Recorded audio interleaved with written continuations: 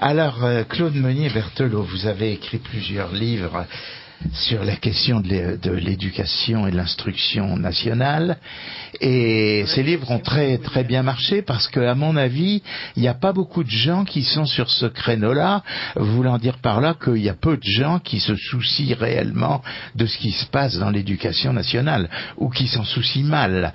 Alors parlez-nous un petit peu de Blanquer, parce que l'idée que les gens se font, c'est que Monsieur Blanquer, c'est un type formidable, c'est l'anti-Najat Belkacem, c'est l'anti-Châtel, c'est l'anti-Lang, c'est tout ce que l'on peut imaginer, et c'est lui qui va restaurer l'intelligence française en remettant le latin, le grec, je suis tout à fait d'accord, l'histoire, la géographie, etc. Alors, vous avez une analyse qui se départit très très très très très nettement de ce qui est dit dans les journaux entre guillemets de droite ou de la mouvance de Radio Courtoisie par exemple. Et alors, qu'est-ce que vous pouvez répondre à cela? Mais écoutez, d'abord, bonjour chers auditeurs, je voulais dire tout ça, d'abord en préliminaire, que je ne fais pas de l'anti-Blanquer, et que tout ce que je dis qui va à l'encontre de M. Blanquer, c'est vraiment parce que j'ai les preuves. C'est un bluff permanent. En réalité, on peut reprendre tous les points sur lesquels il prétend avoir agi, et sur tous les points, il y a du bluff. Je crois qu'il tient un peu de Macron, non, entre nous. Alors, écoutez, je pense qu'il a quand même beaucoup d'aide des médias, des grands médias, et malheureusement aussi dans la mouvance de droite, vous avez des personnes qui certainement de bonne foi, mais encensent M. Blanquer.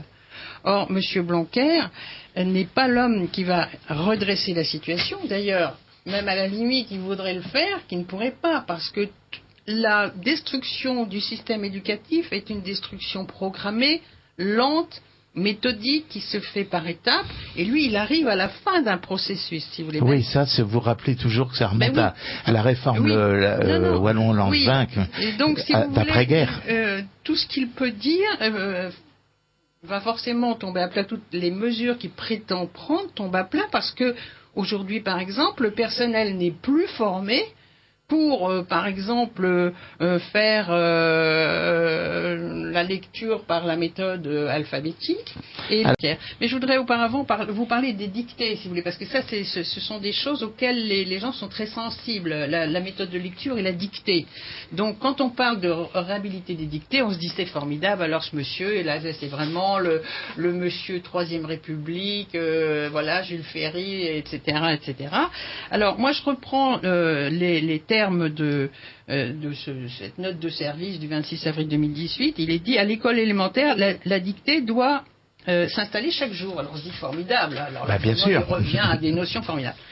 Très bien. Alors, si on poursuit la lecture de la note de service, il a indiqué les différentes formes de la dictée ont toutes leur place pour consolider l'orthographe lexicale comme l'orthographe grammaticale.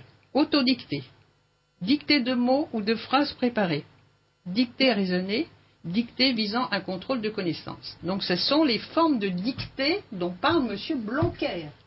Donc ce n'est pas un texte, si vous voulez, lu. Oui, bien sûr. Alors, comment vous interprétez ça? Alors justement, une autodictée, c'est le fait pour l'élève de réécrire un texte qu'il a préalablement pris par cœur. Donc, mémoire. Vous voyez ?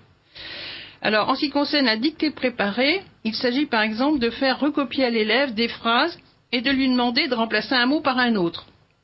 Par exemple, on lui dit recopie les phrases suivantes et remplace on par il. Par exemple, on cherche un chien, connaît-on l'heure du repas, ce dimanche on va... C'est très bien ça.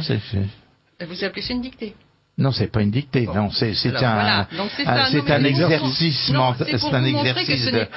C'est un exercice grammatical. D'accord, mais ça n'est pas une dictée, si vous voulez. Hein.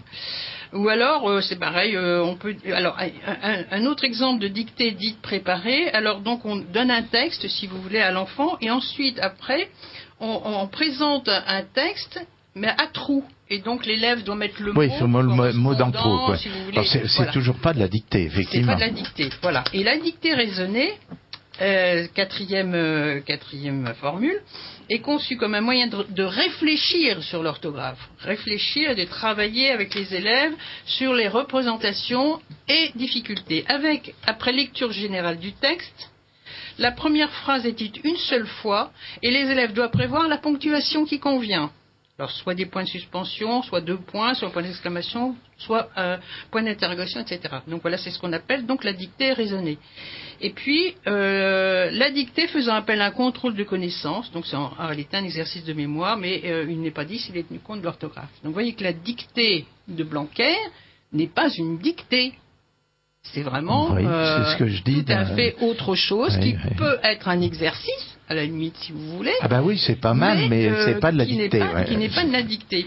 Oui. Alors, je reviens sur... Mais est-ce que c'est parce que c'est trop difficile, la dictée, pour les élèves? Mais non, mais je vais vous dire pourquoi, mais c'est tout est lié. C'est-à-dire qu'à partir du moment où vous utilisez une méthode de nature semi-globale, vous ne pouvez pas faire orthographier correctement des phrases à un enfant, parce qu'il ne connaît pas la nature et la fonction des mots, et les enfants ont des orthographes délirantes. Donc c'est trop difficile. Il serait pas capable. Et donc on mettrait en évidence justement les difficultés des enfants, et donc on veut effectivement écarter ces difficultés-là, prétendre qu'on utilise les bonnes méthodes, mais on ne peut pas faire le contrôle par des dictées puisqu'ils en sont incapables. Parce qu'on parle tout le temps d'acquisition de compétences et puis finalement oui, c'est ça, on se rend compte que... C'est prendre les choses à l'envers. Oui. Alors oui. Oui, il y a on des questions, Magali. Deux messages d'auditeurs.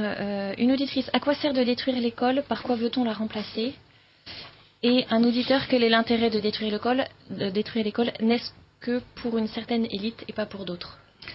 Oui, alors là, il aurait fallu que j'ai un peu plus de temps pour parler de ça, effectivement. Alors donc, on est en train effectivement de détruire notre système éducatif, du système éducatif pour nos enfants, mais on construit un système éducatif performant pour les réseaux d'éducation prioritaire. Mais là, il faudrait que j'ai effectivement beaucoup. On en a déjà parlé, parlé. Il faudrait que j'ai beaucoup plus de temps, mais effectivement.